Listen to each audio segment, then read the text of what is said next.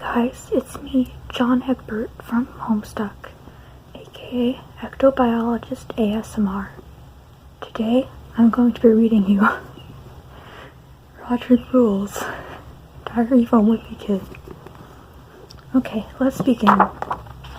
By Jeff Kinney. Monday, September. I guess Mom was pretty proud of herself for making me write in that journal last year, because now she went and bought me another one.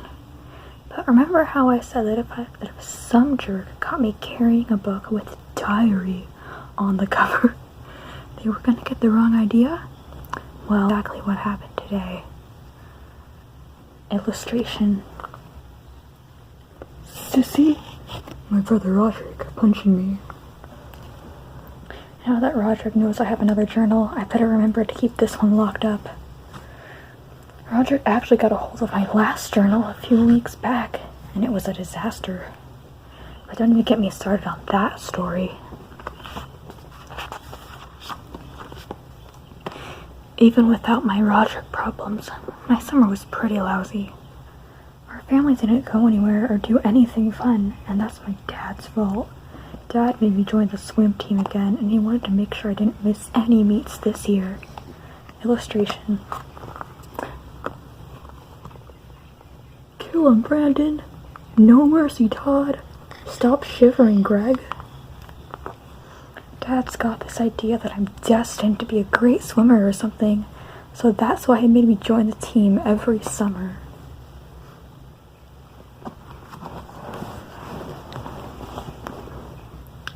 At my first swim team meet a couple of years ago, Dad told me that when the umpire shot off the starter pistol, I was supposed to dive in and start swimming. But what he didn't tell me was the starter gun only fired blanks. So I was a whole lot more worried about where the bullet was going to land than I was about getting myself to the other end of the pool. Even after Dad explained the whole starter pistol concept to me, I was still the worst swimmer on the team. But I did end up winning Most Improved at the awards banquet at the end of the summer. That's because there was a 10-minute difference between my first race and my last.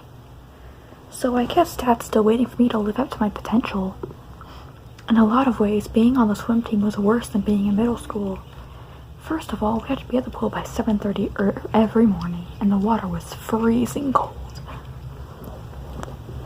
And second of all, we were all cramped into 2 lanes, so I always had somebody on my tail trying to get around me. The reason we had to use 2 lanes was because swim practice was at the same time as the water jazz class.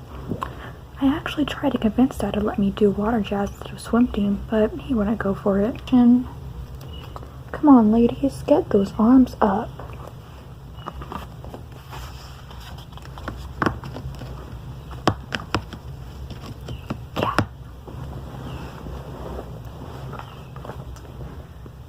That was the first summer the coach let us boys wear swim trunks instead of those skimpy racing trunks. But Mom said Rodrick's hand-me-down's bathing suit was perfectly fine. Illustration. Your friends will be jealous because you'll be so fast. Ha ha ha ha. After swim practice, Rodrick would meet up with me in his band's van. Mom had this crazy idea that if me and Rodrick spent quality time on the ride home every day, we wouldn't fight as much, but all it did was make things a lot worse. Rodrick was always a half-hour late picking me up,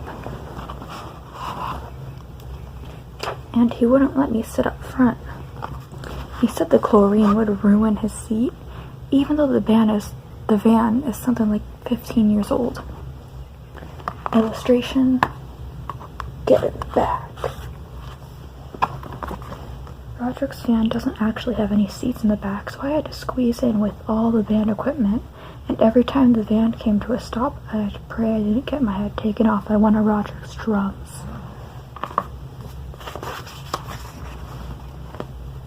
I ended up walking home every day instead of getting a ride from Roger. I figured it was better to just walk the 2 miles than to get brain damage riding in the back of that van.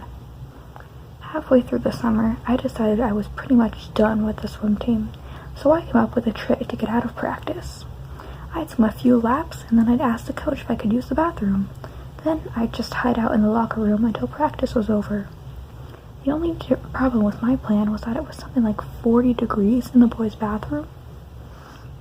So it was even colder in there than it was in the pool. I'd had to wrap myself up in toilet paper so I didn't get hypothermia. That's how I spent a pretty big chunk of my summer vacation, and that's why I'm actually looking forward to going back to school tomorrow. That was the first chapter of Diary of a Wimpy Kid, Rodrick Rules. Thank you so much for listening. See you next time on Ectobiologist ASMR by John Egbert. Thank you so much for listening. See you next time.